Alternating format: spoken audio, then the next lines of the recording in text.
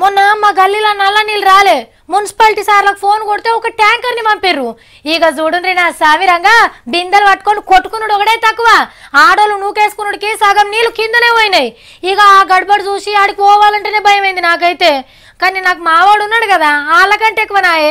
వాళ్ళ నీళ్ళని అందరినీ నూకేసి 2 బిందెలు అయితే నింపుకొచ్చిండు. కానీ మంచిగా లైన్లో నిలబడితే గిసొంటి తక్లీఫులు రావు కదా. లైన్ అంటే ఇగో ఇట్లా కట్టాలి పద్ధతిగా. ఎర్ర టెండల పబ్లిక్ అంతా లైన్ కట్టిండ్రు. ఏందక్కో కిలోమీటర్ పొడుగున్నట్టున్నది కదా. ఆడోళ్ళు కొంగులు నెత్తి మీదేసుకుంటే మొగోళ్ళు దస్తులు వరుసుకుండ్రు. గీ అక్క సాంటిపొరనే తీసుకొని వచ్చింది కదా. అరే ఎండల నిలబడి దూపైతున్నట్టున్నది పో. దేవుడా దేవుడా మాకు దొరికేటట్టు చూడవా, నీకు పుణ్యం ఉంటది అని మనసులనే మొక్కుతున్నట్టుండ్రు. ఇంత గోసపడుకుంటా నిలబడ్డది బ్యాంకుల పైసల కోసమో, డబుల్ బెడ్రూమ్ ఇండ్ల దరఖాస్తు కోసమో, లేకుంటే రేషన్ బియ్యం కోసమేమో అనుకునేరు. గీ అక్క చెప్తది ఇనుండ్రిగా.